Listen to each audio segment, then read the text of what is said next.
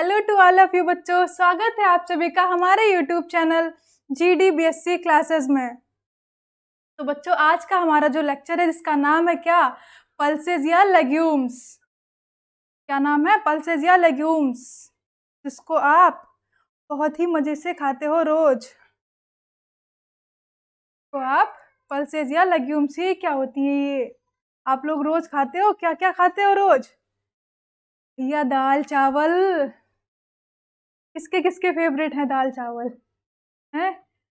कितनी सारी दालें हैं, अरहर की दाल, मूंग की दाल, जितनी भी दालें हैं सारी की सारी कहाँ किस में आती है? लेग्यूम्स के अंतर्गत आती हैं। राजमा, छोले, मटर, बीन्स, सारी की सारी लेग्यूम्स में आती हैं। किस में आती है? लेग्यूम्स में। मटर, बीन सारी। पल्सेस, पल्सेस या लेग्यूम्स, इनका नाम क्या है? लेग्यूम्स। अब पल्सेस और लेग्यूम्स में अंतर क्या है? पल्स किसको बोलते हैं? लेग्यूम किसको बोलते हैं? लेग्यूम क्या है? एक प्लांट है। लेग्यूम्स क्या होते हैं? प्लांट्स होते हैं। और पल्सेस क्या है? इनके ड्राई फ्रूट्स, दालें। पल्सेस क्या है? दालें। ह्यूमन बीइंग की बॉडी रिक्वायरमेंट तथा ग्रोथ के लिए, जो हम लोग की बॉडी है उसकी ग्रोथ के लिए सबसे ज्यादा जो इम्पोर्टेंट कंपोनेंट है वो क्या है? प्रोटीन। प्रोटीन से मिलकर ही तो पूरी की पूरी बॉडी बनती है। प्रोटीन से ही तो एंजाइम्स बनते हैं जो हमारी बॉडी के अंदर होने वाली सभी एक्टिविटी को कराते हैं, उसमें पार्टिसिपेट करते हैं। हमारे डाइजेशन में क्या काम करते हैं? प्रोटीन। प्रोटीन से ही एंजाइम का फॉर्मेशन होता है। All enzymes made by protein. जितने भी एंजाइम है सारे के सारे प्रोटीन से ही मिलकर बने होते हैं। तो ह्यूमन बीइंग की ग्रोथ के लिए, उनकी बॉडी ग्रोथ के लिए क्या जरूरत है? प्रोटीन। और प्रोटीन का सबसे ज्यादा सोर्स कहाँ मिलता है? प्रोटीन सबसे ज्यादा मात्रा में कहाँ मिलती है? नेचर में सबसे ज्यादा मात्रा में प्रोटीन के दो फॉर्म होती है। जो इन्वायरमेंट है हम लोग का, नेचर है, उसमें प्रोटीन दो फॉर्म में मिलती हैं, दो रूप में। कौन कौन सी? पहली तो एनिमल प्रोटीन है। पहली तो एनिमल प्रोटीन है।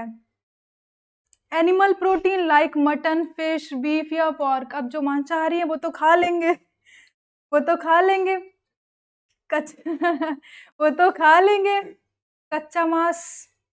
उनके पास तो बहुत भर भर के प्रोटीन मिल जाएगी। अब जो खा लेते हैं इनमें प्रोटीन तो बहुत होती है, फिशेस में, सभी लोगों इनमें। लेकिन अब जो नहीं खाते उनके लिए सेकेंड फॉर्म में सबसे ज्यादा प्रोटीन कहाँ से मिलती है? पल्सेस से ऑब्टेन्ड होती है। पल्सेस से, दालों से हमें प्रोटीन मिलती है। तो हम अपना गुजारा इन्हीं से करते हैं। प्रोटीन पल्सेस से ही प्राप्त करते हैं। पल्सेस क्या है? Rich in protein. प्रोटीन की इनमें भरपूर मात्रा पाई जाती है पल्सेस में। तभी सभी लोग बड़े चाव से, मजे से खाते हैं pulses. Legumes are plants and its fruit. Legumes क्या है? प्लांट्स हैं। पूरा जो प्लांट होगा उसको लेग्यूम बोलेंगे, लेग्यूम बोलेंगे। और इनके जो फ्रूट्स होते हैं उनको लेग्यूम या पॉड बोलेंगे। इनके जो फ्रूट है उसको लेग्यूम बोलेंगे या पॉड बोलेंगे। पॉड मतलब फली, जो फली होती है पेड़ में लगी हुई, आप लोगों ने देखी होंगी फली, मटर की फली। सब्जी इस समय तो मटर की चल रही है ना, बहुत सारी मटर की फली। ये क्या है? ये प्लांट है और इस पे लगी हुई ये फली, इसके अंदर क्या है? सीड्स हैं जो जो क्या बनाएंगे? ड्राई हो जाएंगे तो पल्सेस कहलाएंगे। क्या कहलाएंगे? पल्सेस, दालें। तो इनके जो फ्रूट है वो क्या कहलाएंगे? लेग्यूम या पॉड। और when used as a dry grain, जब ये ड्राई हो जाते हैं तो उसको क्या बोलेंगे? पल्स। जब ये ड्राई ग्रेन के फॉर्म में होते हैं तब इनको पल्स बोलेंगे। और जब ये ग्रीन या इनके जो फ्रूट्स होते हैं तो तब इसको पॉड बोलेंगे। ऑल पल्सेस, जितनी भी आपकी पल्सेस हैं वो सारी के सारी पल्सेस फैबिएसी फैमिली के अंतर्गत ही आती हैं। कौन सी फैमिली? Family Fabaceae. इस फैमिली को लेग्यूमिनोसी फैमिली भी बोलते हैं, क्योंकि इसके अंदर लेग्यूम्स आती हैं, इसीलिए इसको लेग्यूमिनोसी फैमिली भी बोलते हैं। और इसको क्या बोलेंगे?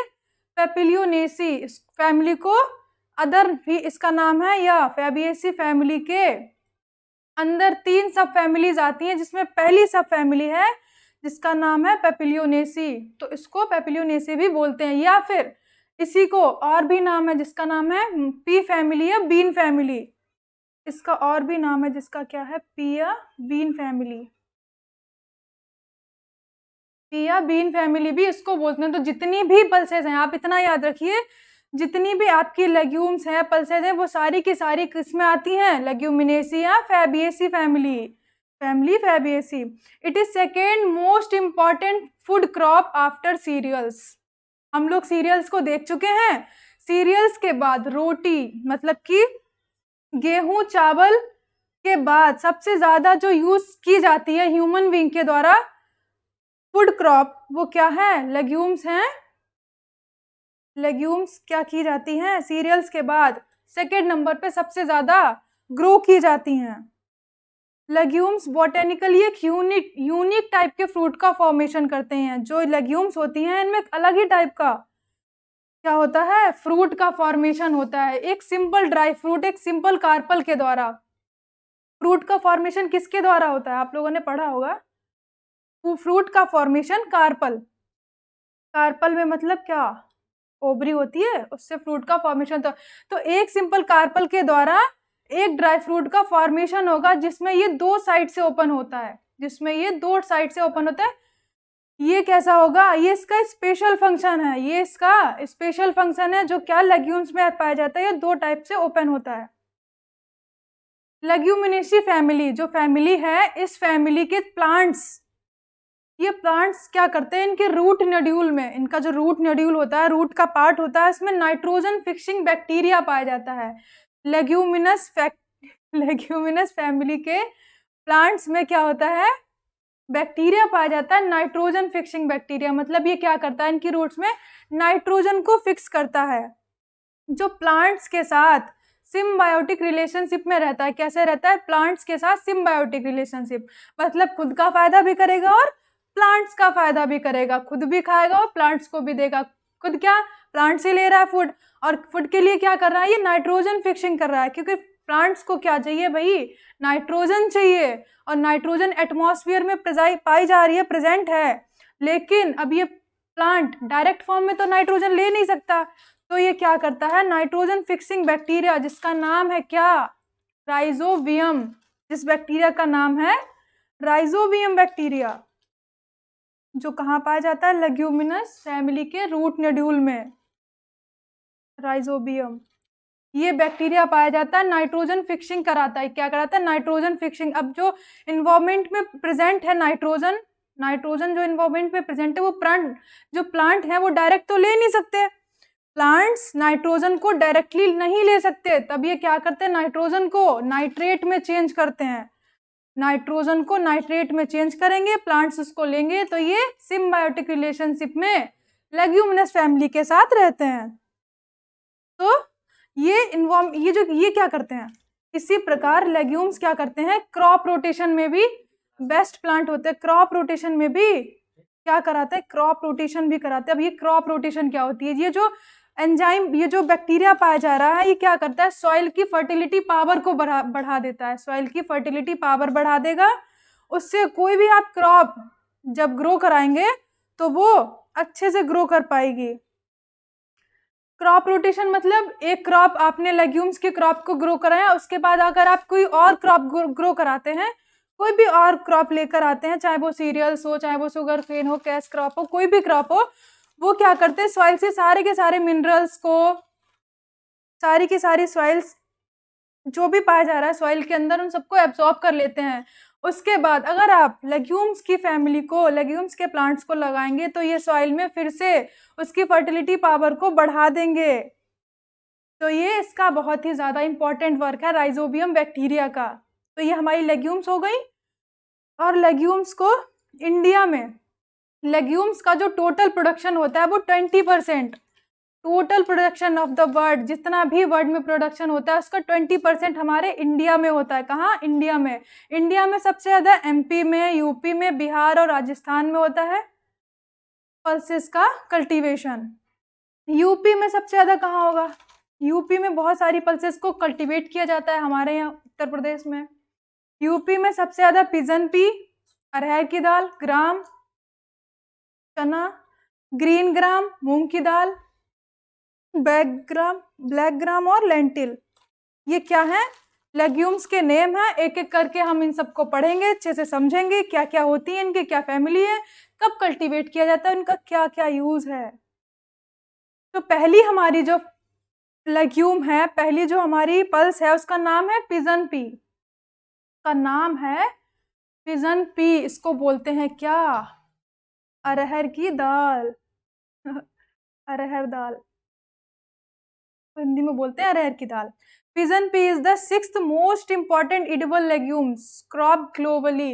ये सबसे ज्यादा खाई जाने वाली 6 नंबर पे क्या है? 6 नंबर पे लेग्यूम है। इसको सबसे ज्यादा खाया जाता है, सबसे ज्यादा यही दाल पसंद की जाती है। मोस्टली सबकी फेवरेट दाल यही होती है, अरहर की दाल। छौंका लगा के। इसका क्लासिफिकेशन, तो ये इसका क्या क्लासिफिकेशन है? इसका बॉटेनिकल नेम और इसकी फैमिली, तो दो बहुत ही इंपॉर्टेंट है, इसको याद रखना। इसका बॉटेनिकल नेम है कजेनस कजान, बड़ा ही अच्छा नाम है। और इसकी फैमिली है पेपिलियोनेसी। फैमिली है पेपिलियोनेसी, जो कि फैबिएसी फैमिली की एक सब फैमिली है। और इसका कॉमन नेम क्या है? अरहर। इसका कॉमन नेम या वर्नाकुलर नेम अरहर है। और इसका जो सोर्स है, ये लेग्यूम के किस पार्ट से मिलती है? तो वो सीड है। सीड से हमें क्या मिलता है? दाल मिलती है, पल्स मिलती है। तो सीड वाले पार्ट से ये लेग्यूम का पॉड है, फली है। इसके अंदर है क्या? जब इसको छीलेंगे तो उसमें निकलेंगे क्या? सीड्स निकलेंगे, जो दालों के रूप में हम लोग यूज करते हैं। अब इसका डिस्ट्रीब्यूशन, ये कहाँ कहाँ डिस्ट्रीब्यूट है, कहाँ कहाँ इसका विस्तरण है, कहाँ कहाँ ये पाई जा रही है। तो अरहर एक इम्पॉर्टेंट इंडियन पल्स क्रॉप है। अरहर कैसी है? एक महत्वपूर्ण इंडियन पल्स क्रॉप है। इसकी ओरिजिन अफ्रीका में मानी जाती है। इसकी ओरिजिन कहाँ मानी जाती है? अफ्रीका में। 2200 बीसी पूर्व, बिफोर क्रिस्ट, ईसा के जन्म से पहले, क्या इसे इजिप्ट में कल्टीवेशन किया गया था। इसका इजिप्ट में कल्टीवेशन किया गया था। उसके बाद ये वर्ल्ड के लगभग सभी ट्रॉपिकल एरियाज में अब कल्टीवेट की जाती है, सभी जगह। कहाँ कहाँ? Africa, Australia, America, India, West Indies, सभी जगह इस कंट्री का, सभी जगह इस क्रॉप का कल्टीवेशन वाइडली ग्रो किया जाता है, इसको कल्टीवेशन किया जाता है। तो इसका डिस्ट्रीब्यूशन हो गया। इंडिया में मोस्टली कहाँ कहाँ होती है? यूपी में, बिहार, एमपी, महाराष्ट्र, आंध्र प्रदेश और तमिलनाडु। यहाँ इंडिया में इसके अंदर सबसे ज्यादा इसको ग्रो किया जाता है। अब इसके बोटेनिकल कैरेक्टर, अरहर की दाल के बोटेनिकल कैरेक्टर। इसका प्लांट कैसा होता है? ब्रांच्ड होता है। इसका प्लांट ब्रांच होगा, उसमें शाखाएं होंगी। ये एनुअल या पेरिनियल होगा, बहुवर्षीय होगा। एनुअल भी हो सकता है, मोस्टली पेरिनियल ही होते हैं। इसकी हाइट 3 to 5 मीटर होती है। कितनी होती है? 3 to 5 मीटर।